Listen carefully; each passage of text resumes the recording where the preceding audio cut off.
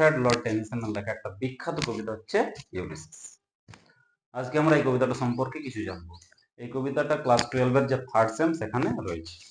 কবিতার নাম হচ্ছে ইউলিসিস, রাইটার হচ্ছে আলফ্রেড লর্ড টেনিসন। এই কবিতাটা কি ধরনের কবিতা না, এটা হচ্ছে একটা dramatic monologue. Dramatic monologue Ulysses হচ্ছে একটা ড্রামাটিক মনোলগ। ড্রামাটিক মনোলগ কি জিনিস? ড্রামাটিক মনোলগ হচ্ছে এমন ধরনের কবিতা যেখানে একটা ফিকশনাল ক্যারেক্টার বা কাল্পনিক চরিত্র দর্শকদের উদ্দেশ্যে সমস্ত কিছু বলবে, অর্থাৎ নিজের পার্সোনাল ফিলিং প্রকাশ করবে এবং দর্শকরা সাইলেন্ট থাকবে, একমাত্র কথা বলবে স্পিকারটাই। সেটা হচ্ছে ড্রামাটিক মনোলগ। তাহলে ইউলিসিস হচ্ছে একটা ড্রামাটিক মনোলগ। এবং এখন জানবো এই কবিতাটা কোন ফর্মে লেখা। এই কবিতাটা লেখা হচ্ছে ব্ল্যাঙ্ক ভার্স, অর্থাৎ বাংলায় যাকে বলা হয় অমিত ছন্দ, সেই ব্ল্যাঙ্ক ভার্সে এই কবিতাটা লেখা আছে। কবিতাটা কবে লেখা হয়েছে? রিটেন, কবিতাটা লেখা হয়েছে 1833 সালে, অর্থাৎ ইউলিসিস কবিতা রিটেন বা লেখা হয় 1833। আলফ্রেড লর্ড টেনিসনের একজন বন্ধু ছিল যার নাম হচ্ছে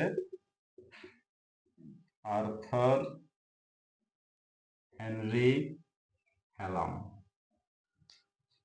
তাহলে আলফ্রেড লর্ড টেনিসনের একজন বন্ধু যার নাম হচ্ছে আর্থার হেনরি হ্যালাম, সেই আর্থার হেনরি হ্যালাম যখন মারা যায় তখন তারপরে তার স্মৃতির উদ্দেশ্যে আলফ্রেড লর্ড টেনিসন ইউলিসিস কবিতাটা রচনা করে।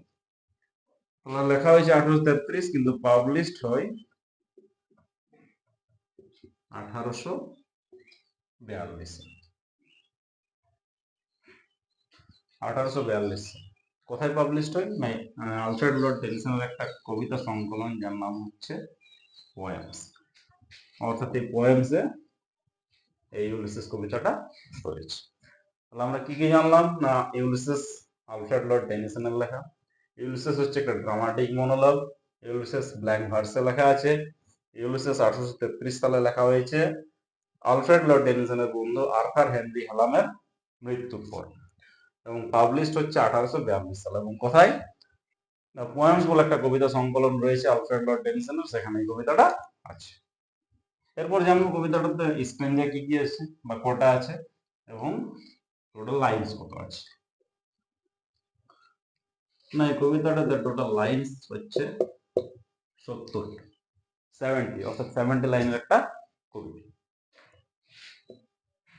স্ট্যান্জা কটা আছে না, স্ট্যান্জা এখানে আমরা দেখে নিচ্ছি কটা আছে।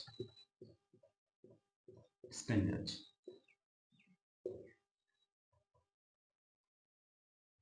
প্রথম স্ট্যান্জাতে লাইন আছে 1 থেকে 32,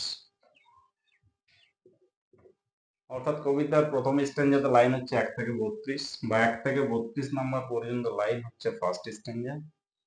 সেকেন্ড স্ট্যান্জা হচ্ছে 33 থেকে 43 বা 33 টু 43, আর থার্ড স্ট্যান্জাতে 44 টু 70। 1 থেকে 32 হচ্ছে ফার্স্ট স্ট্যান্জা, 33 থেকে 43 হচ্ছে সেকেন্ড স্ট্যান্জা, আর 44 থেকে 70 হচ্ছে থার্ড স্ট্যান্জা। তাহলে তিনটে স্ট্যান্জা রয়েছে, ফার্স্ট, সেকেন্ড, থার্ড। আচ্ছা, এরপর আমরা ইউলিসিস সম্পর্কে কিছু জানবো।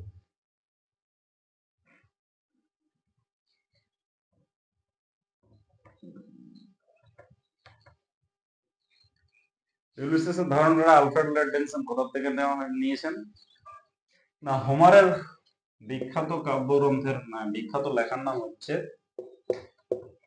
ইলিয়াড অ্যান্ড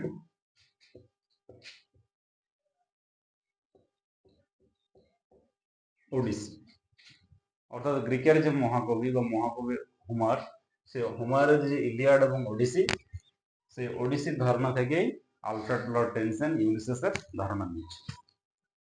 ইলিয়াড এবং ওডিসিতে ওডিসিকে আমরা পাই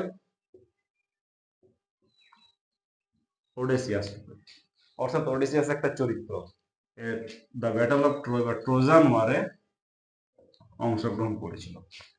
বিখ্যাত যে ট্রোজান ওয়ার হয়, অর্থাৎ স্পার্টানদের সাথে যে ট্রয়দের, সেই ট্রোজান ওয়ারে ওডেসিয়াস কিন্তু অংশগ্রহণ করেছিল এবং লড়াই করেছিল, অর্থাৎ ওডেসিয়াস ছিল একজন বীর যোদ্ধা। তো ওডেসিয়াস সেই আলফ্রেড লর্ড টেনিসনের ইউলিসিস। এখন আমরা এই কবিতা ইউলিসিসকে কিভাবে পাবো? না, এই কবিতা ইউলিসিস বৃদ্ধ।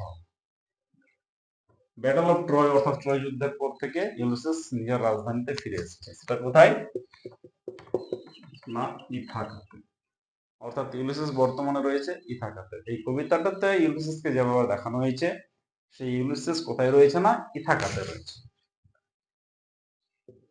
ইথাকা। ইউলিসিসের একজন ওয়াইফ আছে যার নাম হচ্ছে পেনেলোপ, এবং একজন ছেলে আছে যার নাম হচ্ছে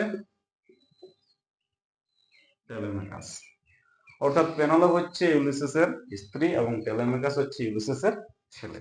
এবং ইউলিসিস কোথায় রয়েছে? না, ইথাকাতে রয়েছে। অর্থাৎ ট্রয় যুদ্ধের যে অ্যাডভেঞ্চার, সেগুলো পার করে ইউলিসিস পুরো জীবন অ্যাডভেঞ্চার করেছে, রোমাঞ্চ করেছে, এক্সপ্লোর করেছে। অর্থাৎ ইউলিসিস একজন বিখ্যাত এক্সপ্লোরার।